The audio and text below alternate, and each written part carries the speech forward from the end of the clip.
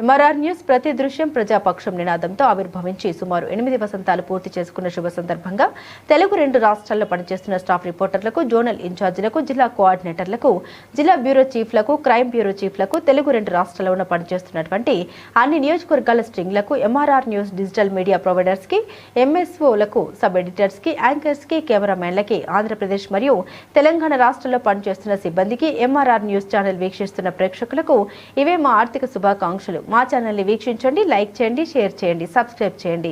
గ్రామీణ ప్రాంతం నుండి పట్టణాల వరకు ప్రతి సమస్యను అధికారుల దృష్టికి తీసుకెళ్లి సమస్య పరిష్కారానికి కృషి చేస్తున్న ఎంఆర్ఆర్ న్యూస్ ప్రతి దృశ్యం ప్రజాపక్షం నినాదంతో ఆరంభమై నేటికి 8 వసంతాలకు చేరువలో ఉన్న ఎంఆర్ఆర్ న్యూస్ ఛానల్ అతి త్వరలో విశాఖపట్నం, విజయవాడ, గుంటూరు, చిత్తూరు, నెల్లూరు, శ్రీకాకుళం, కర్నూలు, పల్నాడు జిల్లా, విజయనగరం, బాపట్ల, నల్లగొండ, హైదరాబాద్, నిర్మల్, ఆదిలాబాద్, సిద్దిపేట జిల్లాలో ప్రసారాలు టెలికాస్ట్ కానున్నాయని MRR news managing director M Raja తెలిపారు.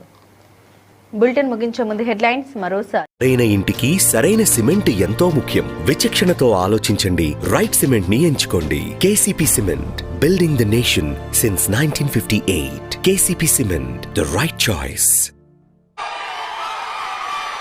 ఈ రోజు మన పార్టీలోకి కాదు రావడం, ఈ రోజు మన కుటుంబ సభ్యుడిగా, మనలోకి ఒకటిగా, మనలో ఒకటిగా, మన దగ్గరికి మన కుటుంబ సభ్యుడిగా వచ్చాడు.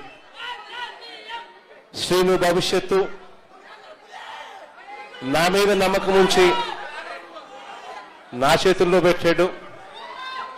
శ్రీనుకు అన్ని రకాలుగా న్యాయమే చేస్తాను, మంచే చేస్తాను అని ఈ సందర్భంగా అందరి సమక్షంలో కూడా చెప్తా ఉన్నాను. రేపల్ల నియోజకవర్గంలో మోహన్ యువకుడు, ఉత్సాహవంతుడు, బాగా గట్టిగా కష్టపడడానికి ముందుకొచ్చాడు. మోహన్కు మీ అందరి మద్దతు ఉండాలి. శ్రీను తన సొంత తమ్ముడిగా మోహన్ను భుజాన వేసుకుని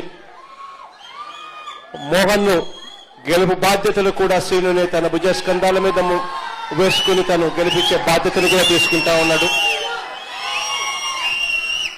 శ్రీను చేసే ఈ మంచిని జగన్ అన్నిటికీ మనవడు. మనం అధికారంలోకి వచ్చిన తర్వాత శ్రీనును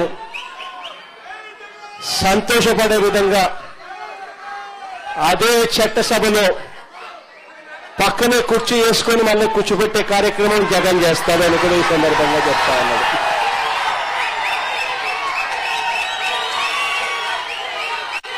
చాలా మంది నాయకులు వచ్చిన ఈ సందర్భంగా, చాలా మంది కార్యకర్తలు వచ్చిన ఈ సందర్భంలో బహుశా అందరినీ కూడా కలవలేకపోవచ్చేమో. ఎందుకంటే ఇన్ని వేల మంది వచ్చారు కాబట్టి అందరినీ కూడా కలవలేకపోయే పరిస్థితి ఉంటుంది.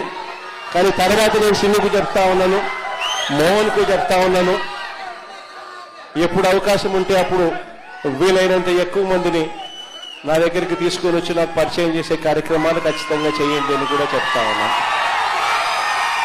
ఇప్పుడు కూడా మీ అందరి అభిమానానికి, మీ అందరూ నా మీద పెట్టుకున్న నమ్మకానికి, వైఎస్ఆర్ కాంగ్రెస్ పార్టీని గెలిపించాలి అని చెప్పి ఆరాట పడతా ఉన్న మీ అందరి తాపత్రయానికి మనస్ఫూర్తిగా వచ్చిన ప్రతి సోదరుడికి,